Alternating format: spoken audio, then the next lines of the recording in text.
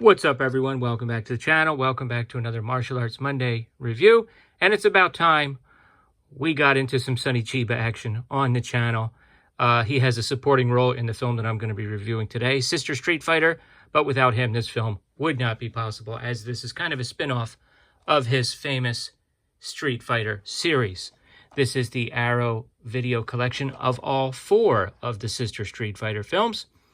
Sonny Chiba appears in the first one as a different character from his character in the Street Fighter series. And the 4th film in the series is not in the same canon as the first 3. So there was like an original trilogy, and then they came back and made a 4th one sometime later. The star of this is someone that Sonny Chiba discovered, Etsuko Shihomi, also known as Sue Shihomi, when this film was rebranded for Western markets and cut down in length to, believe it or not, secure an R rating as opposed to an X rating, which seems funny now to actually watch the uncut version. So the version of this that's on YouTube is 1 hour and 20 minutes, about 6 minutes shorter. So I believe that would be comparable to the R-rated version.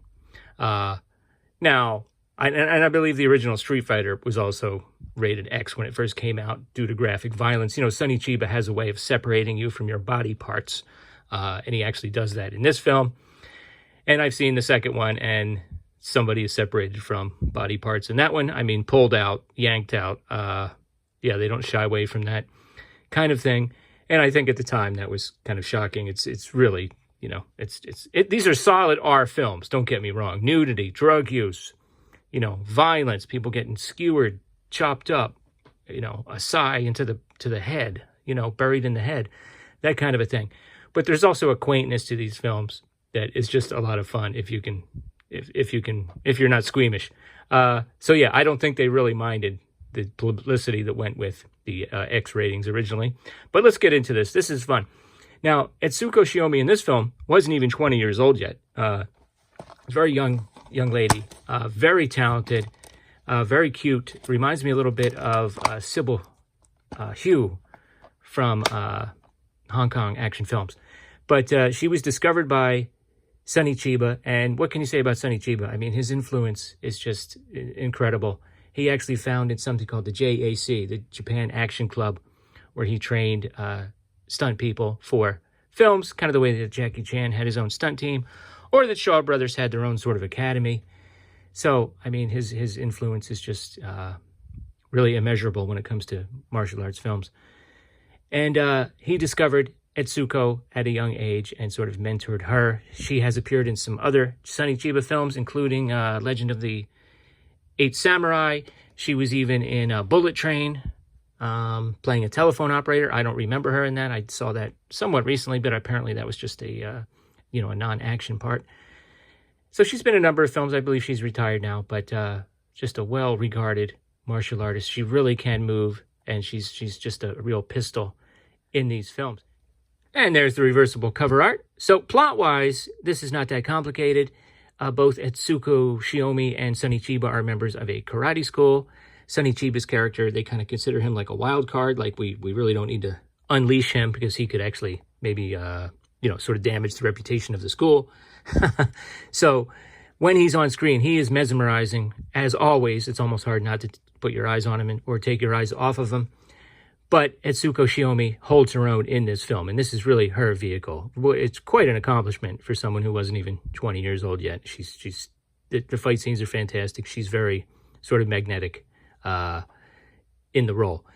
So she goes to Hong Kong to investigate the disappearance of her brother, who was sort of infiltrating a drug gang, and the boss of the drug gang sort of almost like collects martial artists. He's got like all different kinds of martial artists practicing around him with different styles. They'll put the name of the style up on the screen.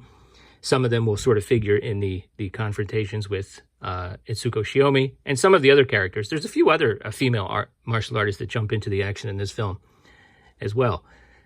Because basically you're operating out of their martial arts school, and then I think Sonny Chiba's girlfriend's character runs a ballet school. So those are sort of the 2 home bases for the good guys. And, you know, the bad guy's got like a motley crew of martial artists. He's got one guy with crazy hair that uses nunchucks, as does Sue Shihomi. You see that right in the beginning of the film. They have almost like a Shaw Brothers type sort of montage of her using various weapons in the beginning with different like panels. Like there's like a mirror with 5 or 6 different panels, and she's using all kinds of weapons. So you know right from the beginning that she's highly skilled. And like the one guy that uses these nunchucks, you know, just like Bruce Lee, he starts making some noises, some high-pitched noises, but then he takes it like beyond, like almost to ridiculous levels. His voice becomes so high, it's ridiculous.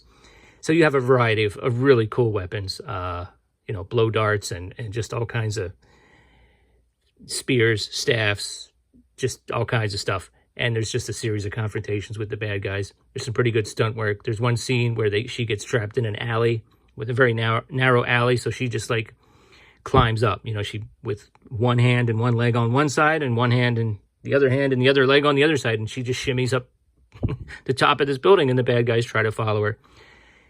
Despite the fact that it is a very violent film, and it's certainly a hard R-rated film by today's standards, it's kind of quaint, you know, when people are thrown from great heights. It's kind of an obvious dummy at the end when they go into a cave.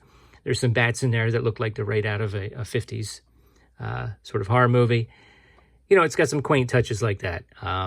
In the beginning, when it opens up in Hong Kong, they play this very stereotypical music. You can almost probably figure out what it is and hum it to yourself. And I have seen the second film. They do the exact same thing in the second film. But this is highly enjoyable. The Arrow video is the way to go. I did have this treatment of the VCI treatment of the first film, Sister Street Fighter, but the quality on these is not great.